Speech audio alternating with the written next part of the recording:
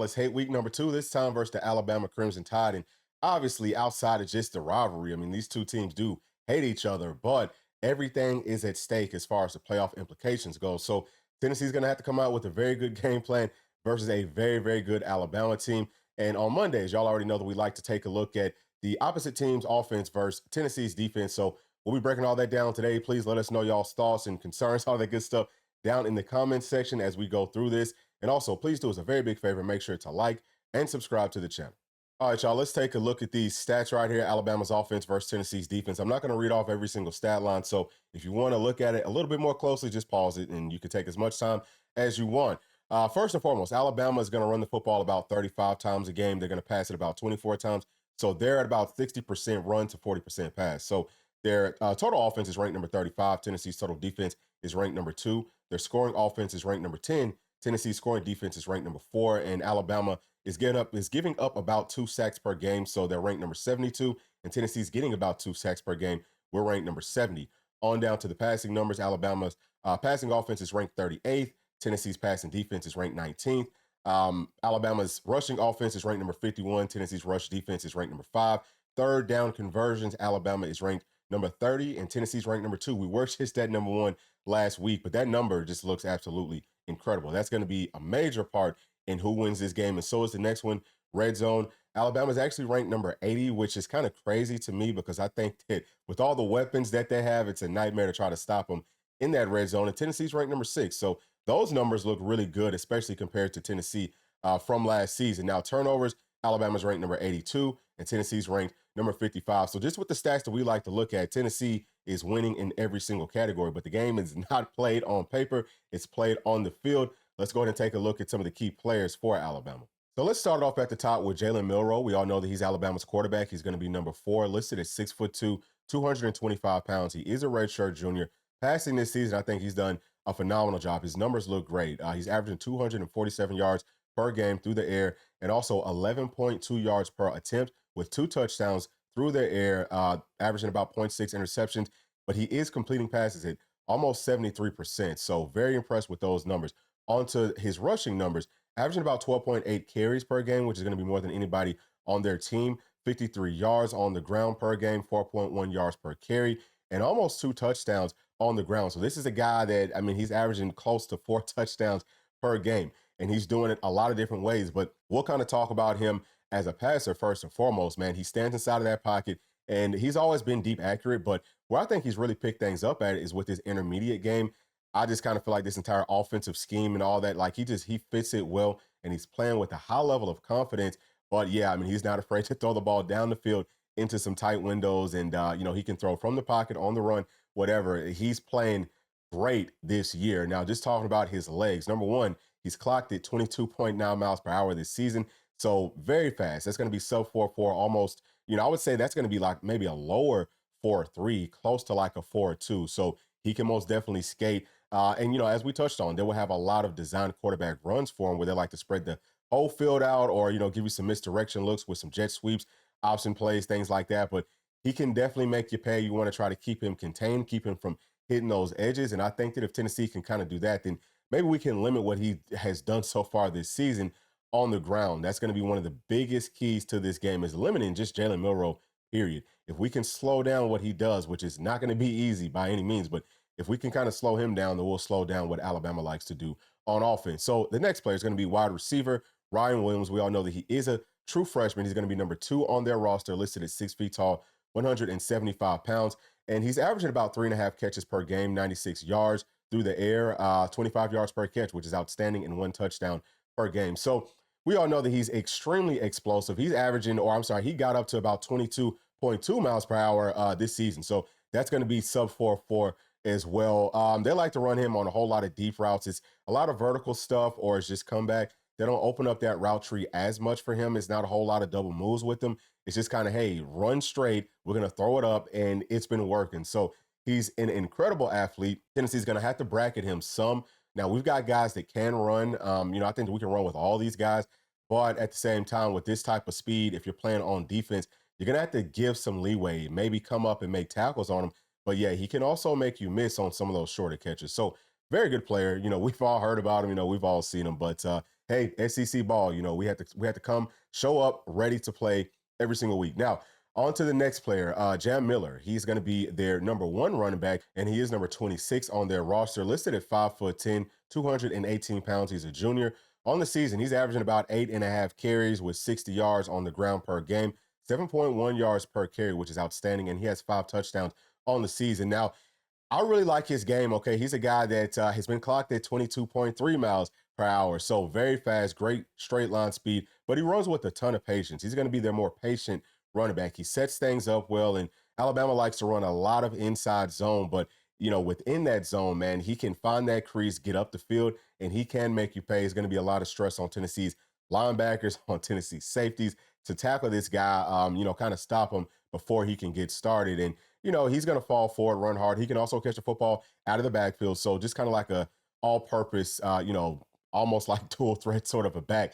Now let's go on to the next player. It's going to be another wide receiver, Jeremy Bernard, listed at 6'1", 209 pounds. He's going to be number 5 on their roster. He is a junior, and he's averaging 3.3 catches per game, 51.5 yards per game, 15.4 yards per catch, and he has 2 touchdowns on the season. Now, Alabama will open up the route tree a lot more with Jeremy. He's a guy that, man, intermediate stuff, he looks really good, a whole lot of hitches. He's going to be the guy that they just kind of go to on maybe some first downs, maybe every now and then on like a third down. Just kind of, I wouldn't necessarily say he's like a change of pace guy, but he's going to be a little bit different from Ryan Williams. Now, he's also fast. Let me see what he was clocked at this season. So 21.2 miles per hour. So he's actually going to be the slowest player that we talk about today out of all these key players, but he can still skate. That's still fast. Either way, he's a guy that I think Tennessee hopefully can find some more success with shutting down, but he's probably going to be getting more of the one-on-one coverage whenever we do go to man, because we got to dedicate 2 people to Ryan Williams. Now let's talk about the last player right here, Justice Haynes. That's a beautiful boy, and he's number 22 on their roster, listed at 5'11", 210 pounds. So far this season, he's averaging about 6.5 carries per game, 41.5 yards per game, 6.4 yards per carry, and he has 3 touchdowns on the season, and he's been clocked at 21.5 miles per hour. Now, he's wearing that number 22. His running style reminds me of Mark Ingram. I'm not saying that he is Mark Ingram, but just his style. He's tough. I think he's really gritty. He can also catch the football out of the backfield. Again, just another all-purpose back that falls forward, gets those tough yards, things like that. So he's another one, man, that, whenever he does come in, Tennessee's got to just make sure that we're watching him. They will also kind of, flex him out in some empty sets, let him catch some passes and things like that. But yeah, I mean, we're going to have our hands full with all these skill players. Obviously, there's several more that I could have put here, but we only do 5 every single week. Now let's take a look at Alabama's offensive line with Pro Football Focus. Y'all know that we don't really look at those grades, but we are going to be paying attention to the pressures that they've given up. So the top 5 players right here, that's going to be Alabama's starting offensive line. Starting off with Tyler Booker, who's going to be their left guard, listed at 6'5", 325 pounds. He's had 155 pressure opportunities, but he's only given up 5, and that's good for 98.4% efficiency. The second guy is going to be Parker Brailsford, who's their center. He's listed at 6'2", 290 pounds. He's had 154 opportunities. He's only allowed 1 pressure, so he's operating at about 99.7% efficiency. The third guy is going to be Jaden Roberts. He's going to be their right guard, listed at 6'5", 310 pounds, and he's had 131 opportunities. He has given up 1 sack, and he has allowed 7 pressures, so he's at about 97% efficiency. The next guy, Elijah Pritchard, that's going to be their starting right tackle, listed at 6'6", 327 pounds. He's had 125 opportunities. He's allowed 2 sacks, and he has given up 10 pressures. So that's a lot. He's at about 95.2% efficiency. That's not that good. Now, the last guy right here, Caden Proctor, he's going to be number 74, and he is their starting left tackle. He's listed at 6'7", 369 pounds. I think that he's even bigger than that. I think that Alabama kind of fudged the numbers with their roster because a lot of their players look significantly bigger than what they're listed at. This dude looks like a grizzly bear out there, okay? And I don't mean that, as a bad thing. He can move his feet well. I don't think he's the fastest guy, but he's big and he's very, very strong. So he's had 111 pass rush opportunities. He's only given up 1 sack, and he's also only given up 1 pressure. So he's at 99.1% efficiency. Very good starting offensive line, okay? They've got guys that can play, and it is going to be a challenge for Tennessee's front coming up this weekend. All right, y'all, we've talked about Alabama on paper, but let me tell you what I've seen from watching film. So common theme today is going to be that you stop Alabama's offense about the same way that you would stop Tennessee's offense, because there's a lot of major similarities between these two offenses. So we'll start off with Alabama's running game. Going to be a ton of inside zone, just like Tennessee. But, they want to use that quarterback too. So read options will work off of that. We'll see a whole lot of misdirection stuff, jet sweep motion, a whole lot of that type of stuff. So we have to have very good eye discipline. And just as far as the blocking, I've seen them run 12 personnel very, very well. Their tight ends do a great job in helping them run block. Their offensive line, it's some big guys up there, especially Caden Proctor. Really, the other guys are actually kind of like normal SEC size, but Caden Proctor is huge. You would think for him and really for that entire offensive line, you would expect more of a push up front. It's not that much of a push. So I think that our front seven can hold up. Now, the biggest question for Tennessee, just in trying to stop Alabama's running game, is what do we do at linebacker without Keenan Pili? Because I don't know if he's going to go or not, but let's just try to start the plan like he won't. I think that, again, you stop Alabama's offense about the same way that you can stop Tennessee's. What Tennessee has struggled with is teams that kind of bring the pressure off of the edge and almost, stop the play in the backfield from behind it. I think that Tennessee could maybe get into some more dime looks and maybe play with some more secondary players like safeties or, whatever, and try to just use their speed in this game to beat Alabama's front, to make those plays, to make those stops. And I think that they're going to be more fundamentally sound, or at least more disciplined in getting into their run fits versus what I've seen from the other linebackers outside of AC and JT. AC is really the only one that's doing that very well. JT is still kind of, learning to get there. He's got to pick it up some. So that would be my game plan. Not saying that Coach Banks is going to do that. I've never seen him do it, but I think that at this point, we got to try to at least have a package, where we can do something like that. But outside of that, I think that Tennessee can find some success in slowing down what Alabama likes to do on the ground. They're averaging, I think, like a $176 or something like that on the ground per game. But the biggest thing is just going to be to stop Milroe's legs, because they're going to spread you out wide and almost let him pick and choose where he goes. But they really want to try to get to the outside. But I've seen some inside power plays. I've seen some draw plays. And if our run fits aren't right in this game, whereas in the past, it was like, okay, we miss a fit, the play goes for 10 to 15 yards. Now, if we miss a fit, it's going for 30 to 40 yards. That's why I talked about all their skill players being about, running about 22 miles per hour.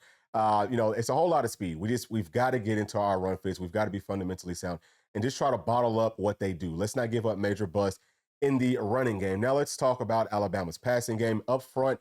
It's a good offensive line. Caden Proctor playing at left tackle. He's really big, but he's got good feet. For a bigger guy, I still think that you beat their offensive line with speed, with stunts, with, maybe juking them out some. We know that Keenan Proctor didn't have his best day versus James Pierce last season. I think a lot of that has to do with the speed coming off of the edge.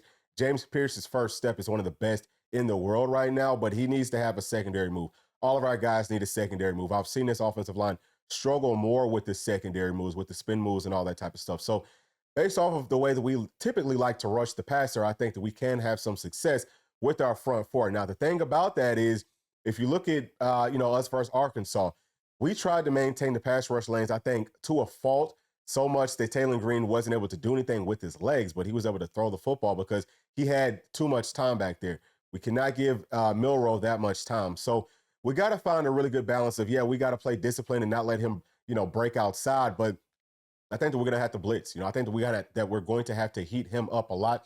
Probably will see some spies. That's another reason that I think maybe going to more of a dime package, getting some more secondary players out there with speed to spy him would help us out tremendously in this game because you're going to have to stop him from running. He will run. They're going to, like we talked about, they have designed quarterback runs for him. So that's going to be a major part of slowing down what Alabama likes to do. But outside of that, just talking about their basic passing game, they like to try to stretch the field out vertically. Like they will kind of stretch you out wide, but it's a whole lot of deep routes. And if you kind of have that covered up, which Milroe will throw the ball into some tighter windows down the field, but if you kind of have that covered up and, they can still kind of dump the football off short. They use their tight ends well. I think that their tight ends are, really good. It's probably going to be the best duo of tight ends that Tennessee has seen so far this season. So they operate well off of those seams, middle of the field type stuff. But then they've got the guys on the outside with the speed. I've seen so many teams try to run that cover four, which is just a deeper coverage. I've seen those guys run past that coverage and Milroe still be able to hit them. So it's going to be very, very important on all these, 5 to 7 step drops to get pressure on Milroe. Don't give him the time to force the football down the field. And the secondary just has to stay on top of those routes, would rather be able to come up and make a tackle than, try to make a play whenever the ball's thrown over your head. But listen, I think that our secondary players, especially with our corners, we got enough speed that we can stick with these guys. The safeties for me, if they get isolated, that would be a little bit more of a question. But it's not a whole lot of double move stuff. It's just a whole lot of vertical stuff, which it's a lot easier to kind of have coverage versus those types of looks than it is versus some of the other stuff. But again, they will still run some crossing routes, so we have to be conscious of that. But I know that we're going to have a really nice game plan for this one. It's just going to take, I think it's going to take some guys, especially some of these younger guys, stepping up. But the pass rush is going to be huge in this game. We've got to get pressure on Milroe. But those are my thoughts right there, y'all. Just kind of early on in this week on a Monday, Alabama's offense versus Tennessee's defense. Please let me know what your thoughts are down in the comments section. As always, thank y'all for sticking all the way to the end. Please make sure to like, subscribe, hit that notification bell, share with your friends, family, and other volunteer fans. We'll see y'all in the next one. Thanks. Peace.